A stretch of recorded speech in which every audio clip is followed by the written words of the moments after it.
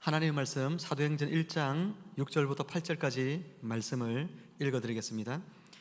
그들이 모였을 때에 예수께 여쭈어 이르되 주께서 이스라엘 나라를 회복하심이 이때니까 하니 이르시되 때와 시기는 아버지께서 자기의 권한에 두셨으니 너희가 알 바 아니요 오직 성령이 너희에게 임하시면 너희가 권능을 받고 예루살렘과 온 유대와 사마리아와 땅끝까지 이르러 내 증인이 되리라 하시니라.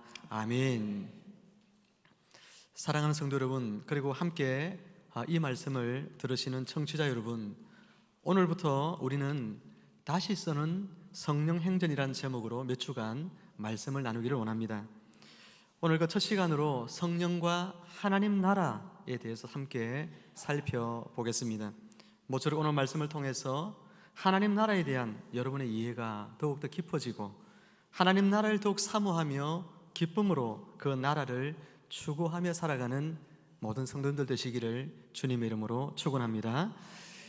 예전에 시각장애인 교회 예배 가운데 초청이 되어서 설교 말씀을 전한 적이 있습니다. 참 인상 깊었던 것은 그분들께서 하나님께 얼마나 아름다운 예배를 드리시는지 불편한 바닥에 앉아서 예배를 드리면서도 흐트러짐이 없었습니다.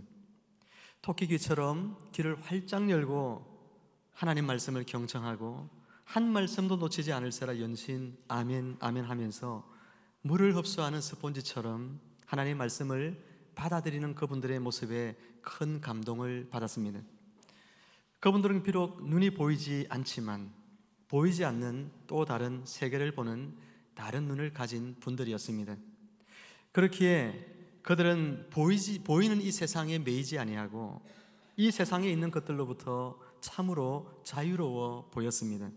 그런데 참으로 부끄럽게도 저는 눈이 보이기에 제일 먼저 저의 눈에 들어온 것은 여러 시설들이 부족한 초라한 그런 예배 처소였습니다.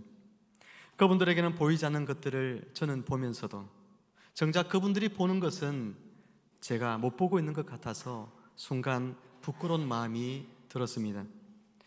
지금은 초대형 교회가 된 어느 교회의 목사님께서 개척하시던 시절에 회상하면서 하신 말씀을 기억합니다.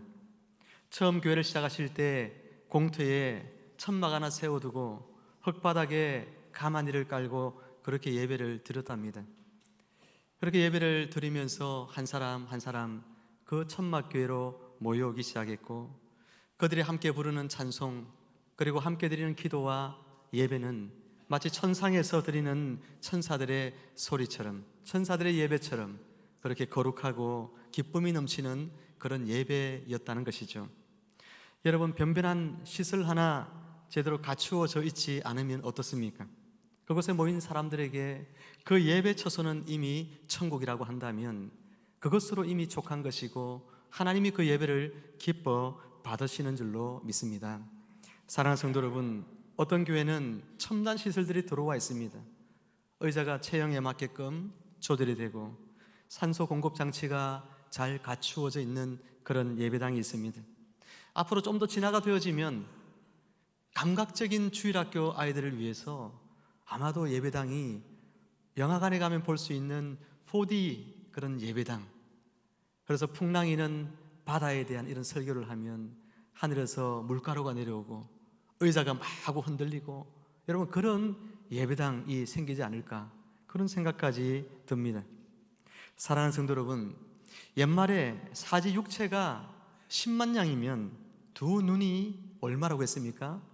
9만 양이라고 이야기했습니다.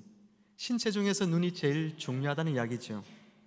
이 귀한 눈을 저와 여러분들이 가지고 있으니 여러분들은 이미 하나님의 축복받은 사람들인 것을 믿고 감사하는 여러분 되시기를 바랍니다.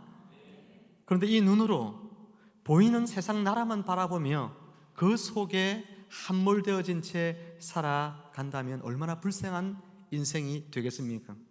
보이지 않는 세계를 볼 수 있는 영적인 눈을 가진 여러분들 되어서 신앙생활이 기쁘고 행복하고 하나님과 함께하는 복된 그 신앙생활을 여러분 날마다 이 한 해 동안 누려가시기를 주님의 이름으로 축원합니다. 오늘 보면 6절 말씀을 우리 한 목소리로 함께 읽어보겠습니다. 시작. 그들이 모였을 때에 예수께 여쭈어 이르되 주께서 이스라엘 나라를 회복하심이 이때니까 하니. 아멘. 이 본문에 여쭈다라고 하는 단어를 여러분 잘 보시기를 바랍니다. 이 여쭈다고 하는 이 단어는 반복해서 집요하게 묻는다는 뜻을 갖고 있습니다. 제자들이 집착하듯이 그토록 주님께 궁금한 질문이 무엇이었습니까? 그것은 바로 이스라엘 나라의 회복에 대한 것이었습니다. 로마의 식민 지배를 받고 있던 이스라엘이 언제 해방이 되어서 독립을 하게 될 것인가? 예수님께 그토록 제자들은 이 질문이 궁금해서 이것을 주님께 여쭈었던 것입니다. 예수님은 하나님 나라의 일을 항상 말씀하셨지만 제자들은 이스라엘 나라의 일에 더 많은 관심을 두고 살았습니다. 이처럼 오늘날도 많은 사람들이 예수님께서 말씀하신 그 하나님의 나라가 무엇인지를 알아가려고 하는 관심보다는 세상 나라에 더 많은 관심을 두고 살아가고 있는 것 같습니다. 그래서 새해에 급여가 몇 프로나 인상이 되었는지, 내가 살고 있는 집의 가치가 얼마나 더 올랐는지, 그런 일들에 사람들은 관심을 둡니다. 요즘 젊은이들이 맛집과 여행 정보를 꿰어차고 있는 것 같습니다. 요즘에는 주말마다 방송에 나온 전국의 유명한 맛집들을 투어하는, 여행하면서 다니는 그런 커플들이나 그런 사람들이 아주 많아졌다는 이야기를 듣습니다. 스마트폰을 통해서는 여행에 대한 각종 정보들이 시시각각 그곳에 스마트폰을 통해 제공이 되어집니다. 그래서 조금이라도 시간이 생기면 해외로, 국내로 여행을 갈 것에 대해서 마음의 계획을 세워두고 살아가는 사람들이 점점 더 많아지고 있는 것 같습니다. 사랑하는 성도 여러분, 바울 사도는 골로새서 3장 2절 말씀에서 위의 것을 생각하고 땅의 것을 생각하지 말라, 그렇게 말씀하셨습니다. 땅의 것의 대표적인 두 가지를 정욕과 탐심으로 꼽았습니다. 정욕은 자기를 즐겁게 하는 삶을 말하지요. 자기의 몸을 즐겁게 하고 눈과 입을 즐겁게 하는 삶을 말합니다. 맛집을 통해서 음식을 맛있는 걸 찾아다니고, 눈을 즐겁게 하기 위해서 여행지를 찾아다니고, 세상의 여러 가지 쾌락을 쫓고 하는 모든 것들이 다 여러분 정욕적인 삶에 해당하는 것입니다. 탐심은 뭡니까? 욕심내는 마음이지요. 감사할 줄 모르는 마음입니다. 내가 가진 것에 족한 줄 모르는 사람들이 욕심을 내는 것입니다. 그래서 더 많이 가지려고 하고 더 높아지려고 힘을 쓰는 것입니다. 그런데 바울은 뭐라고 말했냐면, 이런 정욕과 탐심을 가지고 있으면 하나님의 진노가 임한다, 그렇게 말씀했습니다. 하나님의 자녀가 하나님의 일에 신경을 쓰지 않고 하나님의 나라를 꿈꾸며 살아가지 않고 자꾸만 이 세상을 소망하고 세상의 낙을 누리는 것을 생각하면서 살아가면 안 된다고 경고하고 있는 것입니다. 그러니 사랑하는 여러분, 새해에는 땅의 것을 죽이고 위의 것을 찾는 여러분들 되시기를 바랍니다. 영적인 일들, 하나님 나라의 일들을 추구하며 살아가는 성도님들이 되시기를 바랍니다. 제자들이 예수님께 이스라엘 나라의 회복의 그 시간에 대하여서 물었던 것은 예수님에 대한 그들의 오해가 있었기 때문입니다.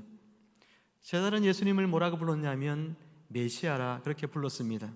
메시아는 쉽게 말하면 올리브 거룩한 그 기름을 부어서 세움을 받은 왕이라는 의미를 가지고 있습니다.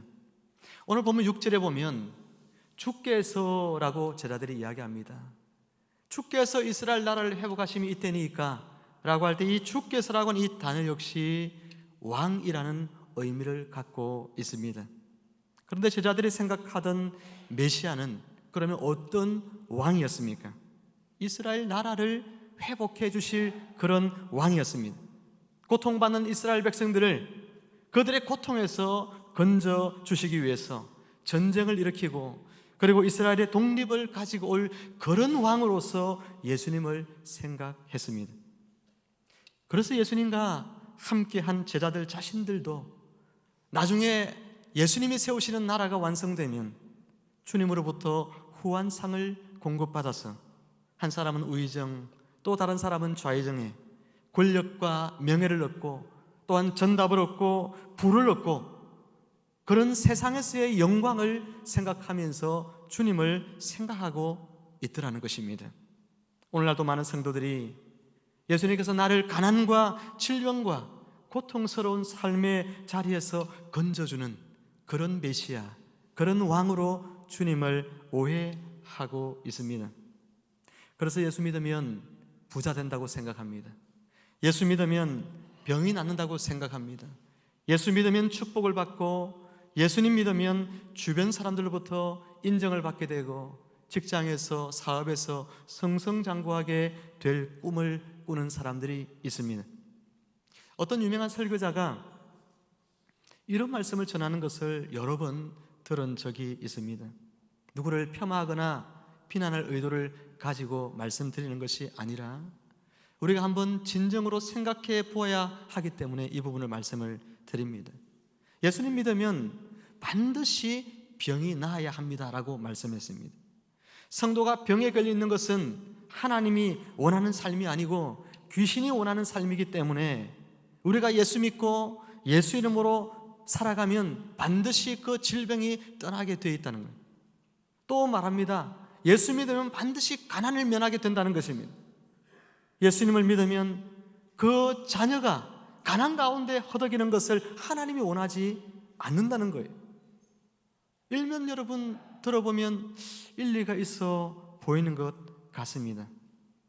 물론 여러분, 주님은 우리의 병을 고치시기도 하시고 재정적인 축복을 당신의 자녀들에게 허락하여 주시기도 합니다. 그런 능력이 주님에게 분명히 있고 그렇게 하시기도 합니다. 작년 한 해 성도님들의 감사의 제목들을 보면 어떤 분들은 재정의 축복을 받아서 감사하시는 분도 있고 어떤 분들은 질병에서 고침을 받아서 감사합니다. 또 어떤 분은 어려운 시험에 합격해서 감사를 하고 어떤 분은 사업이 잘 풀려서 하나님께 감사를 드립니다. 저는 그런 모습을 보면서 저 또한 하나님 앞에 함께 감사하게 됩니다. 너무나 기쁜 일이죠. 하지만 사랑하는 성도 여러분, 성경 어디에도 예수님을 믿으면 반드시 병이 낫고 예수님을 믿으면 가난한 자가 부자가 된다고 하는 말씀이 여러분 어디에 나옵니까? 예수님께서 그런 복음을 전하신 적이 있나요? 당연히 없지요. 예수님을 그렇게 이해하는 것은 예수님에 대해서 오해한 제자들처럼 우리도 예수님을 오해하고 있는 것입니다. 예수님을 믿고 따랐던 제자들을 한번 생각해 보세요. 제자들 가운데서는 부자했던 사람도 있습니다. 그렇지만 예수님을 믿고 따르면서 제자들은 전부 다 보면 가난하게 되었어요. 예수님을 열심히 믿고 따랐던 바울 사도는 희귀 난치성 질환에 걸렸습니다. 그리고 제자들 대부분이 이 세상 나라에서 고문을 받고 끔찍스러운 형벌을 받아서 고통스럽게 생을 마감을 했습니다. 예수님을 세상의 속박으로부터 벗어나게 해줄 그런 구원자로만 생각하며 산다면 여러분의 환경이 그런 곳에서부터 벗어나지지 않을 때에 예수님도 별 수 없구나, 예수님 믿어도 아무 소용이 없구나 그러면서 교회를 떠나는 어리석은 선택을 하게 될지도 모르는 것입니다. 이처럼 제자들은 세상 나라에 관심을 두고 살았습니다.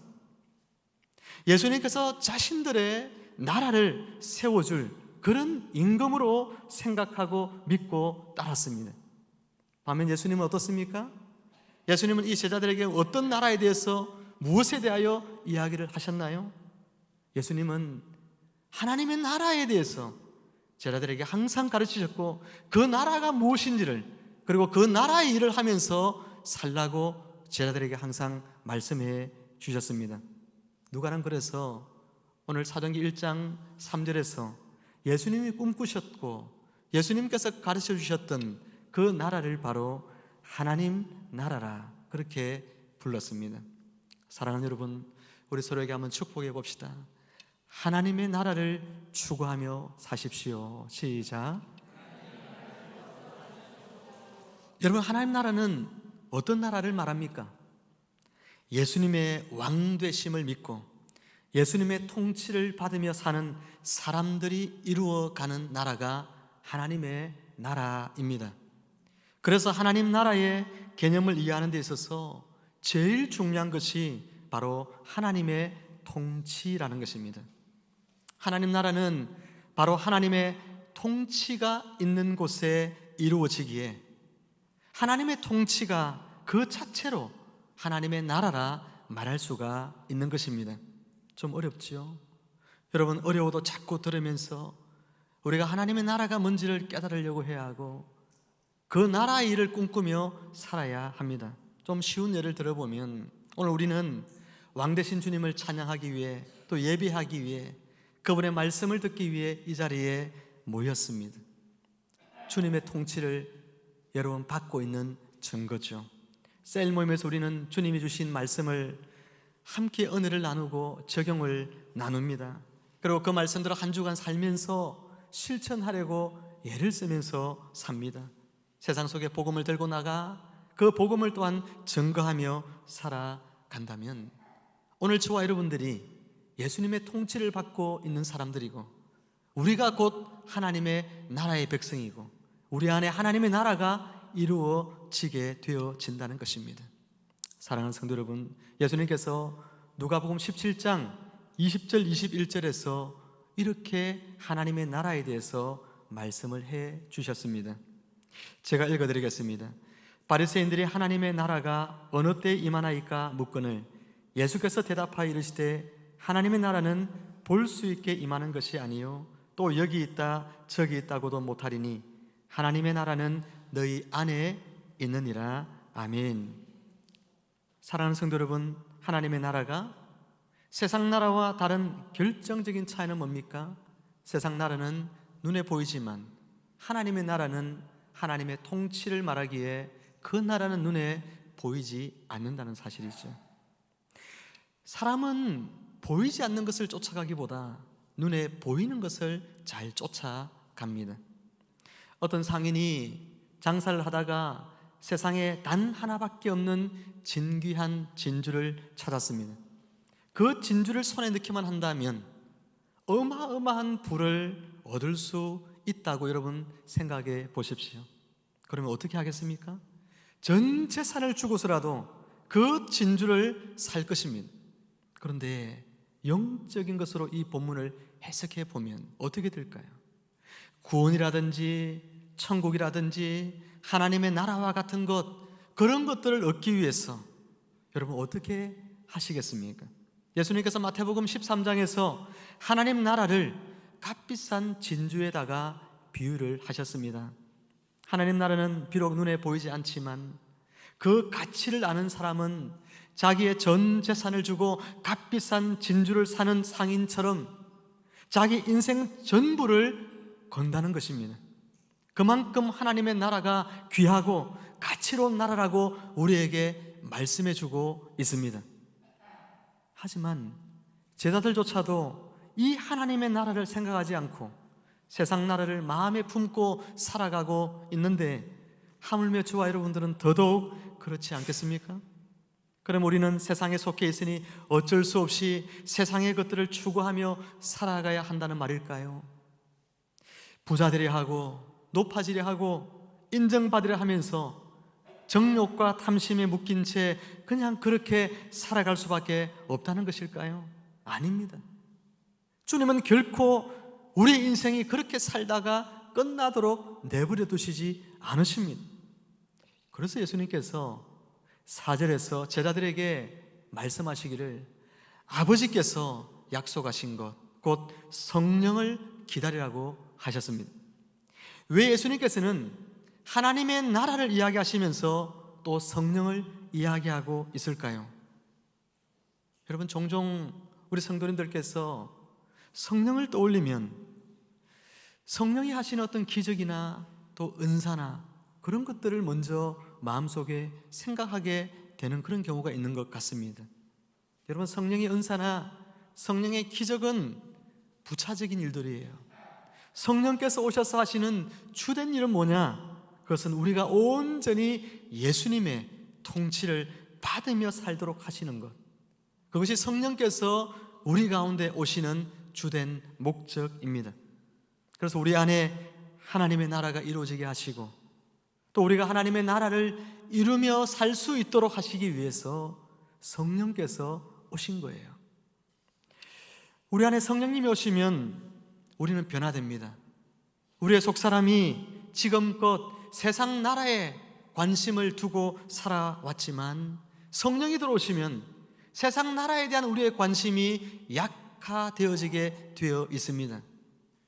성령이 들어오셨는데도 부자 되려는 마음을 가지고, 성령이 들어오셨는데도 세상에서 높아지려는 마음을 가지고 사람들로부터 인정받으려고 하는 마음을 가진다면 그건 잘못된 거예요.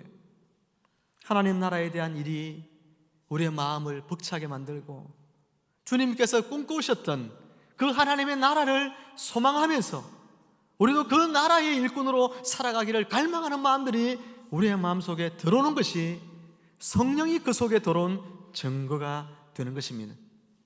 여러분이 하나님 나라의 백성인지 아닌지, 여러분이 성령 받았는지 받지 않았는지 쉽게 구분할 수 있는 방법이 있습니다.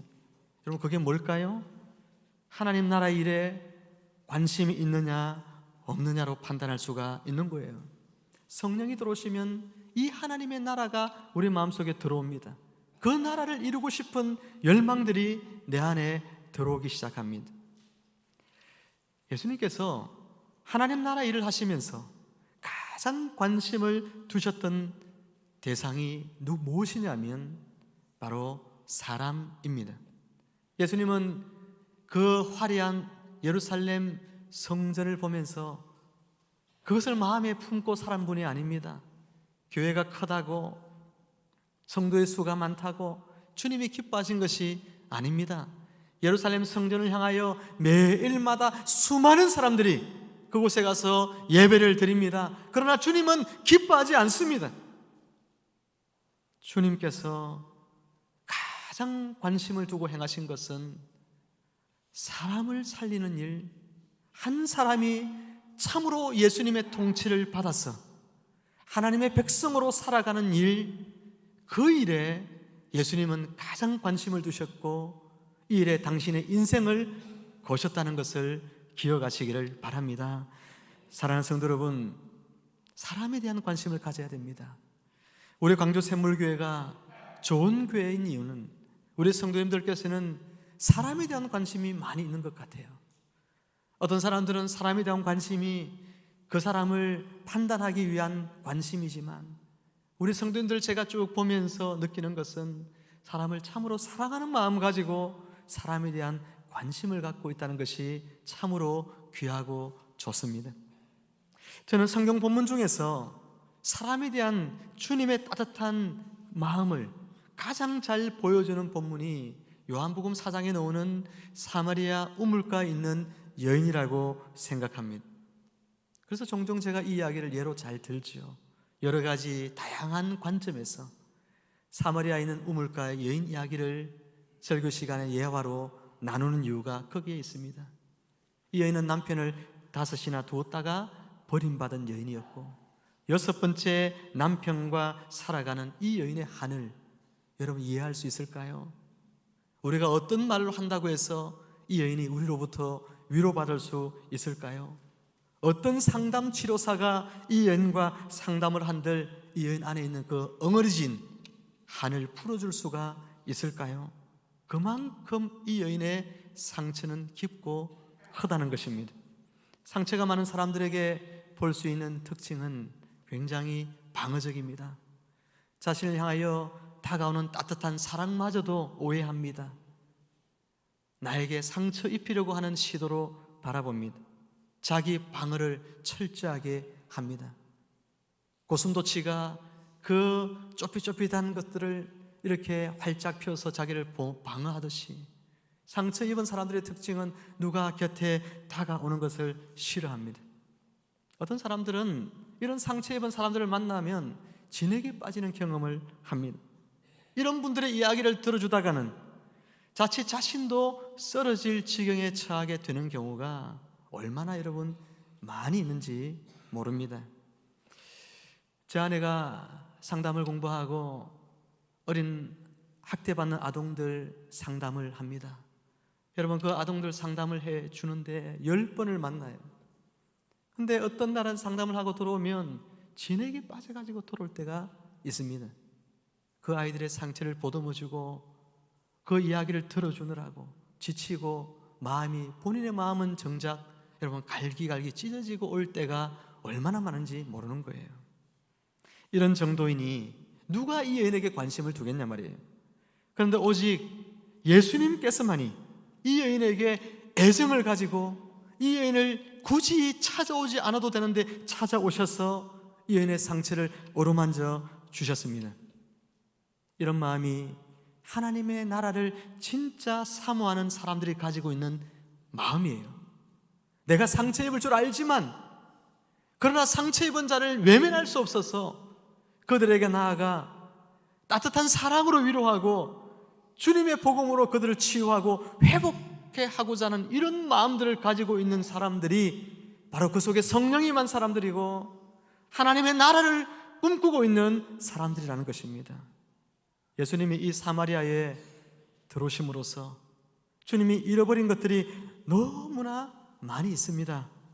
먼저는 그분의 명성에 커다란 오점을 남겼습니다. 사마리아 사람들은 절대로 유대 남자들이 상종하면 안 되는 사람들이었는데 하물며 그 사마리아 성 안에 있는 사람들로부터도 버림받은 이 죄 많은 여인을 주님이 만났다 하는 소문이 퍼지면 주님의 명성은 하루아침에 곤두박질치게 되어 있는 것입니다. 수많은 대적들이 이리의 눈처럼 주님의 행적을 낱낱이 살펴보고 있습니다. 주님을 무너뜨리기 위하여, 주님을 죽이기 위하여 사람들이 그렇게 관심을 갖고 있는데도 불구하고 주님은 굳이 이 여인에게 찾아가셔서 그 여인의 아픔을 쓰다듬어 주셨습니다. 그렇게 하실 필요가 없는데 주님이 그렇게 하신 것은 주님이 바로 이 일이야말로 하나님 아버지가 가장 기뻐하시는 하나님의 나라의 일임을 아셨기 때문이죠. 사랑하는 성도 여러분, 사람에게 관심을 두면 때로는 손해를 입을 수 있습니다. 하지만 손해를 염두에 두고 살아간다면 우리는 결코 사람을 얻을 수는 없습니다. 친구 관계도 이해타산을 너무 따지는 그런 친구들 만나면 만나고 싶지 않습니다. 내가 한번 밥 샀으니까 다음에는 네가 한번 밥 사라. 너무 철저하게 따지면 친구가 없어지는 법이에요. 우리는 사람들을 만날 때 그 사람들에게 내가 오늘도 밥 샀지만 다음에도 내가 기꺼이 밥 살 수 있는 마음을 가져야 돼요. 여러분 지체들을 향해서도 그렇습니다. 내가 이 채를 이번에 섬겼으니까 다음에 이 지체가 섬겨주겠지, 그런 마음 가지면 안 돼요. 이번에도 섬겼지만 다음에도 좋은 거 있으면 또 어떻게 해야 돼요? 또 섬겨야지. 이런 마음을 가지는 사람들이 하나님의 나라가 그 마음속에 임한 사람들, 예수님의 통치와 지배를 받는 사람들, 성령의 권능 가운데 있는 사람들이라는 것을 여러분 기억하시기를 바랍니다. 사랑하는 성도 여러분, 저와 여러분들에게도 주님과 같은 그런 마음이 부어지면 좋겠습니다.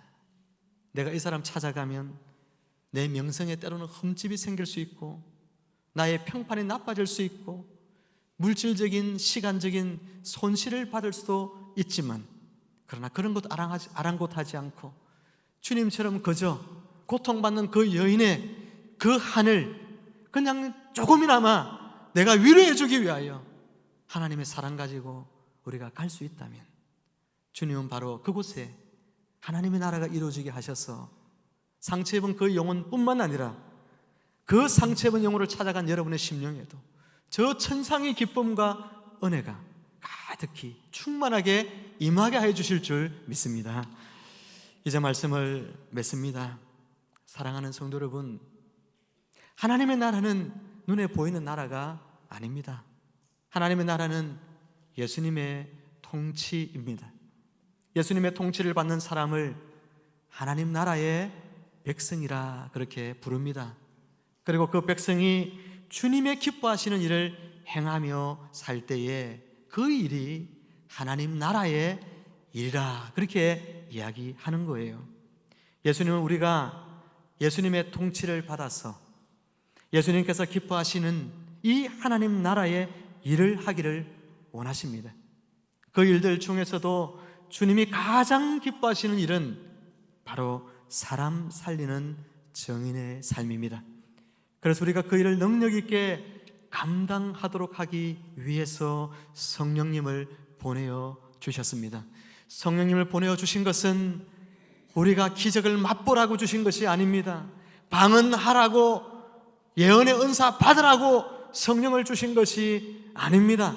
성령이 오셔서 권능 주신 것은 주님처럼 사람 찾아가라고, 그들 속에 주님의 통치를 보여주라고, 예수 믿는 사람이 어떤 삶을 사는지를 그들에게 나타내 보여주어서 고통받는 그 영혼들이 그 고통에서 위로받고 하나님 안에서 새로운 삶을 살도록 너희가 도와주라고, 바로 그 일을 위하여 우리에게 성령의 권능을 부어주신 것입니다. 그러니 사랑하는 성도 여러분, 모쪼록 저와 여러분들이 이 성령님의 권능을 덧입으시기를 주님의 이름으로 축원합니다. 그래서 새해에는 세상 일의 마음을 빼앗기며 살지 마시고 하나님 나라와 그 나라에 속하는 일들에게 여러분의 마음을 드리고 여러분의 시간을 드리고 인생을 드리는 것을 작정하시는 그런 새해 되어지기를 주님의 이름으로 축원을 드립니다. 아멘. 함께 기도하겠습니다. 모세의 지팡이를 들어 기적을 이루셨던 하나님 아버지, 한낱 나무 지팡이에 불과한 저희들을 당신의 손으로 붙드시사 당신의 나라를 이루는 일에 귀히 쓰임받는 도구가 되게 하여 주옵소서. 이 땅이 칠흑같이 어둡습니다. 죄 가운데 탄식하며 신음하고 있습니다. 하지만 그들의 마음을 위로하고 치료해 줄 사람이 없습니다. 여기 주님이 쓰시는 우리 샘물 가족들과 이 설교 방송을 청취하는 주님의 거룩한 백성들이 여기에 있사오니 저희를 세상에 보내사 복음의 말씀으로 고통받는 자들을 위로하며 치유하게 하시사 이 땅 가운데서 하나님의 나라가 힘있게 일어나게 하여 주옵소서. 예수님의 이름으로 기도드리옵나이다. 아멘.